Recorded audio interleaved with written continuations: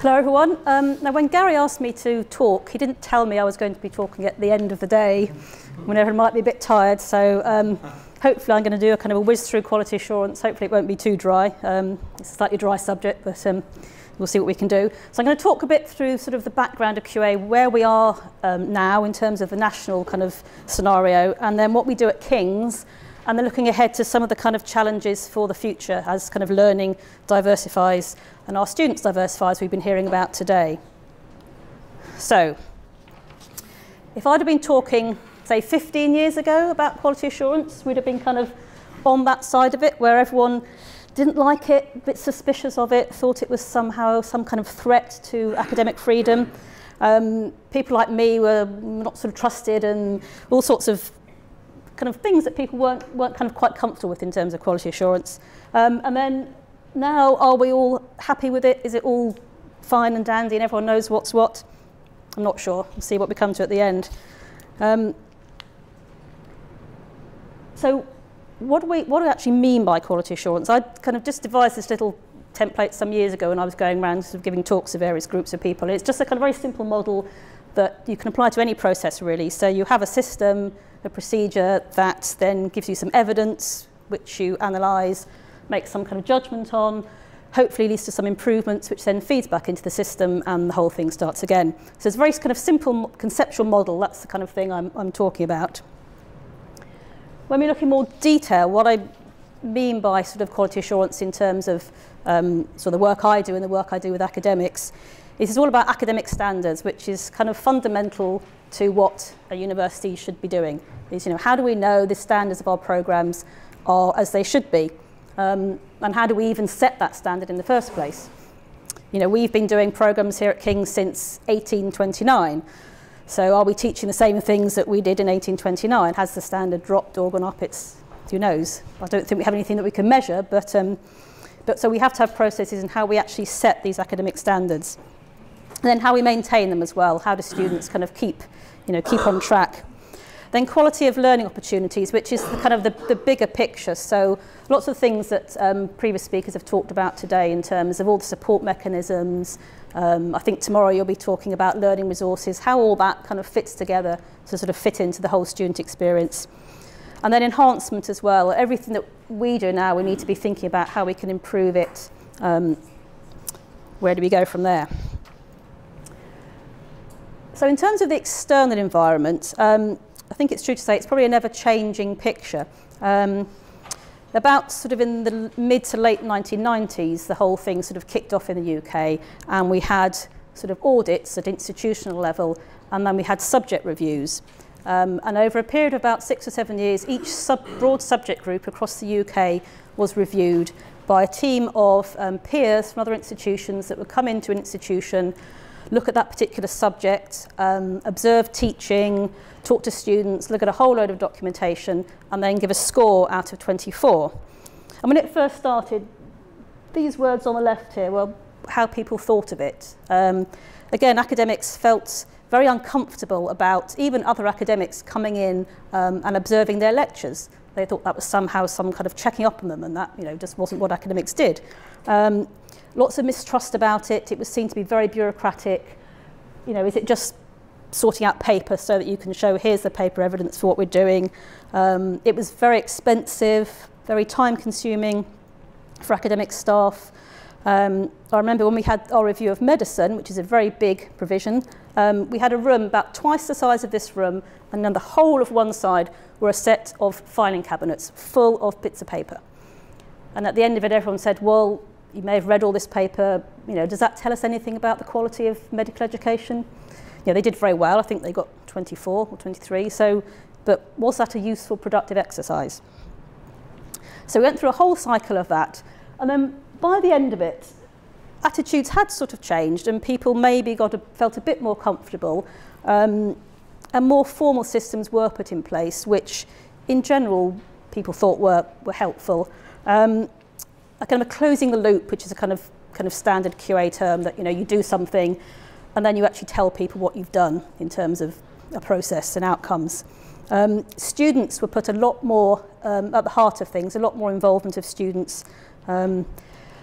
And things were based on evidence, so we made decisions about things on evidence. And they might seem a bit strange in a university when surely everything is about evidence and you make judgments about it, but lots of things weren't, and people knew their programs were good, but how did they know they were good? There wasn't really the kind of the hard evidence. And so going through this whole process, which may have been painful and time-consuming and expensive, it actually did, in a sense, have some positive outcomes, and particularly in terms of setting up systems that actually allow you to treat all students equal, which I think is, people don't like regulations and things, but I think that is one of the benefits of regulations, is that you do treat people exactly the same. Then alongside, while all this audit process was being developed, the Quality Assurance Agency, which is our sort of national body that's sort of independent of government but kind of commissioned by the government to carry out these reviews, they introduced what was called the academic infrastructure, which is not a very kind of snazzy title, and lots of people don't know what it means, but it comprises those four areas. Now, you're probably familiar with kind of qualification frameworks and sort of mapping to Bologna process and the Dublin descriptors, and that's how you set the levels and how you map a qualification to a particular level. So that's kind of fundamental to the basis of it. And then we have subject benchmark statements, which are not a curriculum, but for each subject there's a set of broad characteristics that you would expect a programme in that particular area to cover in terms of sort of broad curriculum content and sort of outcomes at the end of a degree. Those are mainly for undergraduate programmes. And then we have programme specifications, which kind of put all this information in a supposedly helpful way for students that sets out what they should learn, what they should achieve by the end of their degree course. All sorts of skills, knowledge that they would acquire, transferable skills, subject-specific skills. And then something called the Code of Practice, which was in 10 sections, and that set out what the QA expected sort of standard good practice in the area to be. So, for example, we had one on student admissions, we had one on programme approval and programme review, one on student assessment, and they set out a whole range of sort of just broad principles that all institutions should sign up to in very generic terms. But a couple of years ago, there was a big review of quality assurance systems in the UK, and the sense that the academic infrastructure was not really well understood by the general public. I mean, even sort of students, you know, it's a very sort of arcane kind of term. It didn't really mean much. So that's now being reformulated into something called the Quality Assurance UK Quality Code of Higher Education, which is a lot more understandable. And that's in the process of being developed. It's in 3 sections. So the first section is all about how you set your standards. The second one is about how you maintain those standards and the quality of student learning opportunities. And the third one is about information, published information, which has been a big theme in UK quality assurance in the past couple of years, is what are we telling students about their programme of study?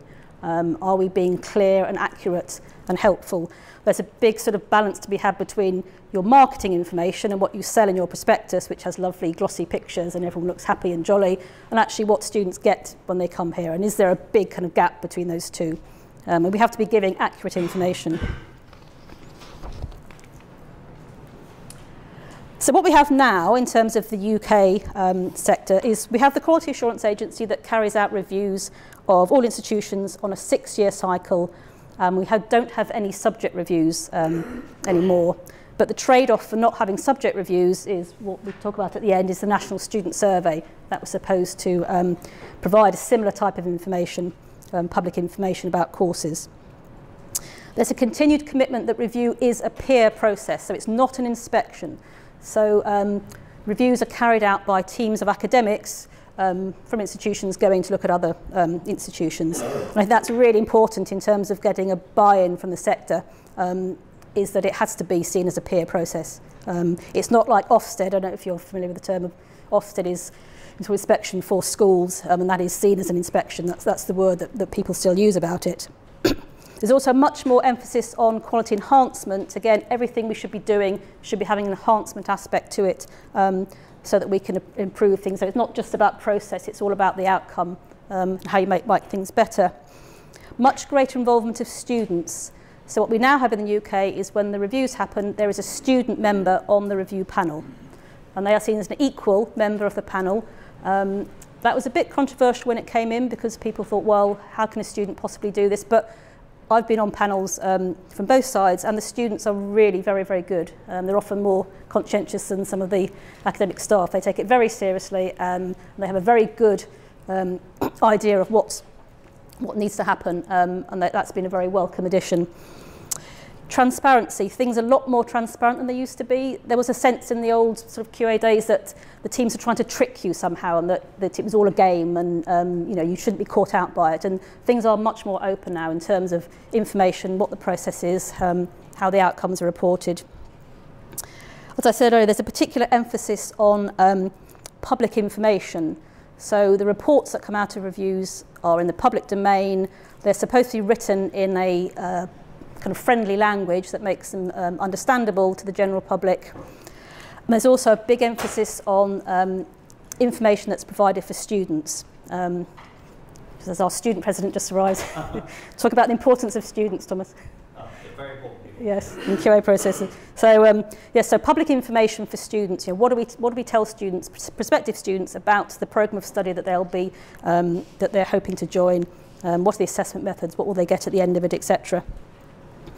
And then again, we've had another sort of consultation about quality assurance, and we're moving to what's been called a risk-based approach. There's all sorts of academic theories about what risk is, and you can apply a risk kind of approach to any kind of theoretical scenario, but the general idea is that you kind of put more emphasis on the types of activities that are seen as more risky. Now, how you define what's a risky activities is another whole discussion, but for example, running a joint degree with another partner is seen in quality assurance terms as more risky than running one yourself on your own campus, and so therefore you put more effort into managing those processes and to monitoring those processes. So we're just kind of getting used to that sort of terminology now and kind of developing our systems to take account of that. The National Student Survey, which was I think mentioned a bit earlier, it's become increasingly important in the UK. It features very heavily in all the league tables as one of the key indicators of quality. Now, you can debate whether it is a true indicator or not, but it does give a very good view from our perspective as sort of university managers about what students are thinking. And it's become, say, increasingly important, and everyone's very concerned about it. It's running at the moment, and so we're encouraging all our students to complete it, but obviously it's entirely up to them what they say.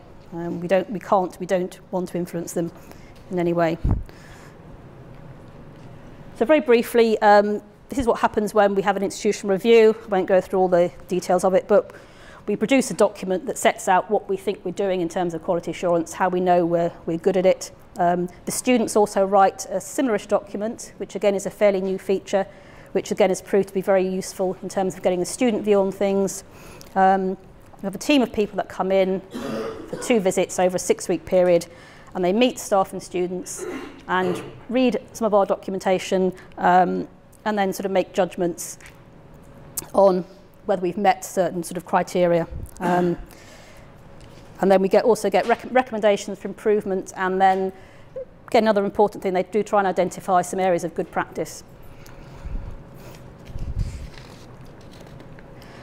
So in terms of the sort of external environment, I mean, that obviously has a big impact on what we do at King's, the same as any other institution.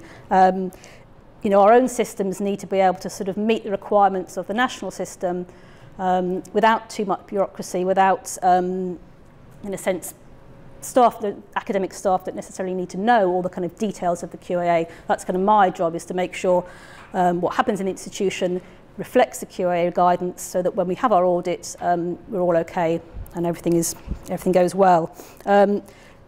This kind of national scenario has been changing over the past sort of 10 years, really. We've never reached a steady state.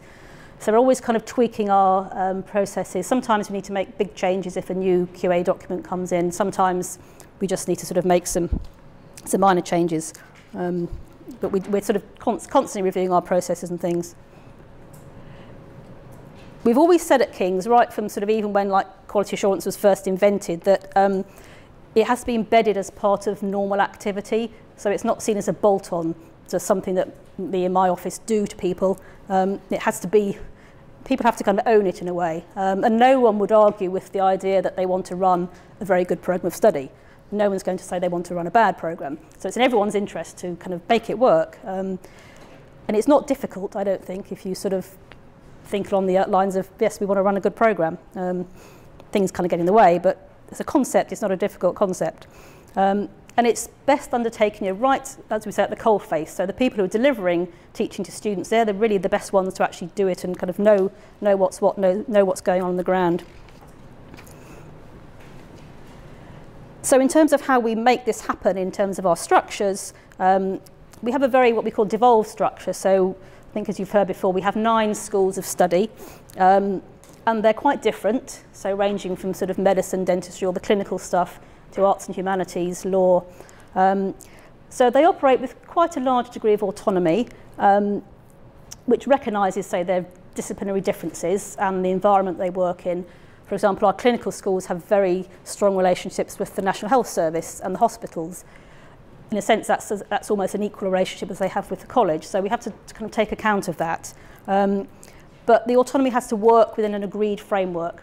So the college's agreed framework is hopefully sets a minimum standard that everyone has to adhere to, and then schools can kind of add and develop to it, but everyone should be working to some sort of equal level.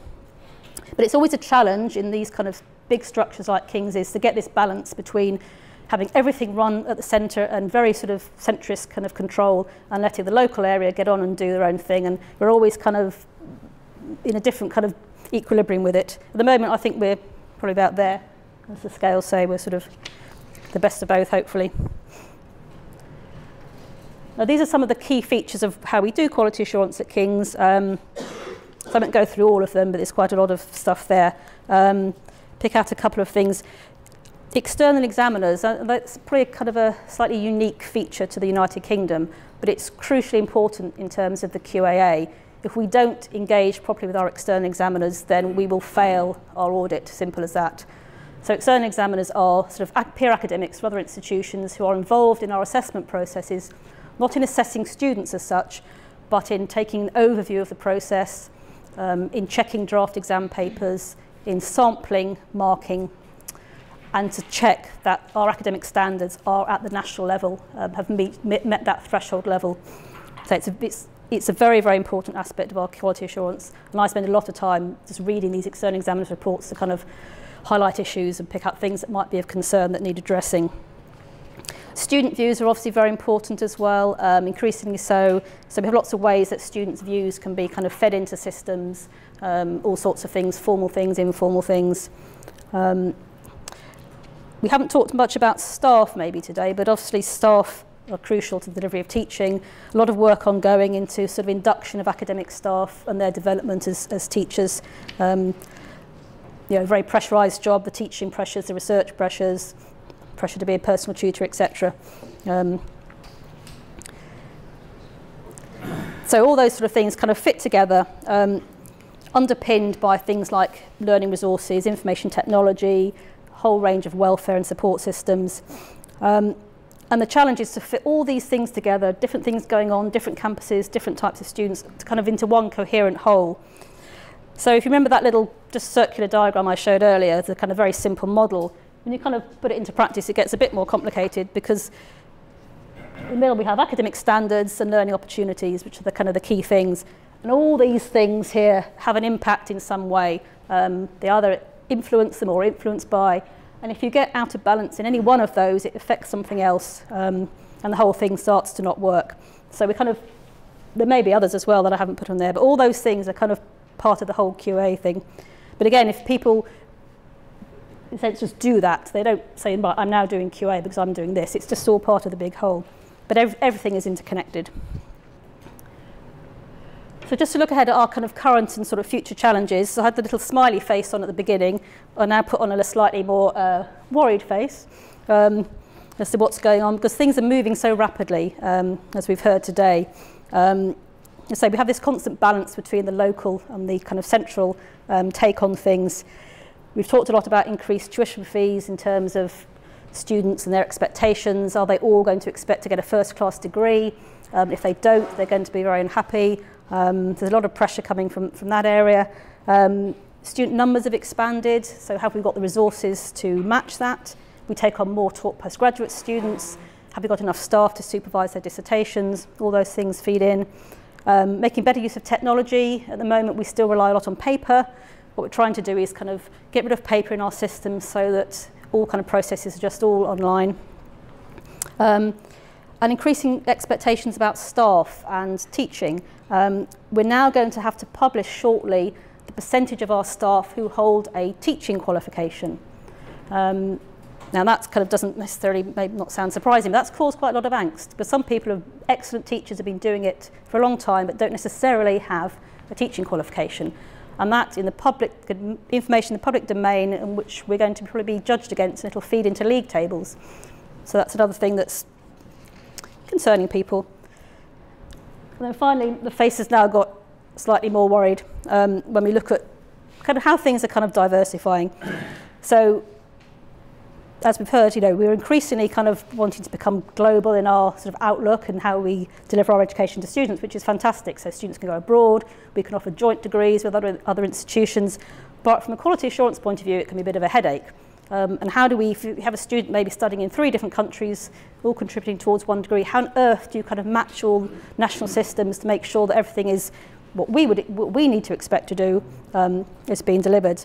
So that's kind of a big challenge at the moment. The more and more diversified curriculum, we've got much more flexible learning, distributed learning. Not all learning happens on the campus. Students can log in and access stuff online from home. How do we know all that's of a good quality? Some of the things Michael was talking about just now in terms of developments within the curriculum, some of these things are outside the curriculum, but it might be that we should put them in the curriculum and therefore they get given academic credit and count towards a student's degree, in which case they've got to pass all the kind of same quality assurance systems that a standard module would. And there are pros and cons in that, but it just brings a few more challenges. Again, we have an increasingly diverse student body. Our students are going to be wanting to study at their own time. They can't all necessarily get to campus at the same time. More and more students work. We don't at King's really offer a part-time offering for undergraduate students. You could argue, should we? In which case that would entail quite a different type of delivery. Again, all brings its challenges in terms of all sorts of things, staff, resources, buildings, etc. Information explosion. There is information everywhere about everything. Everyone goes on to the first thing you want to find out something, you go onto Wikipedia. Do you know it's a valid source? It may be, it may not be. Students get bombarded with information, and how do we control the information that they get? We can control to an extent our own website, but even that is quite difficult when we have, I don't know how many thousands of pages on our internal website. How do we know the information on all those pages is actually accurate and helpful for students? So that's another big challenge. And finally I put down MOOCs. Now, I think I know what a MOOC is, but if anyone can enlighten me. But I think it's again, it's part of this sort of opening access of information, information much more freely available. And again, if you're doing that, then how do we assure the quality of that, both from our own perspective and also what our students might be getting if they're doing a degree somewhere else or involving another partner. So those are just some thoughts for the future. Given where we come from quality assurance, we've come a long way. So I'm hoping we can make the same kind of, in the next 15 years, if we were talking about this again, all this would seem quite easy and we'd kind of resolve it and we'd be on to the next set of problems. So.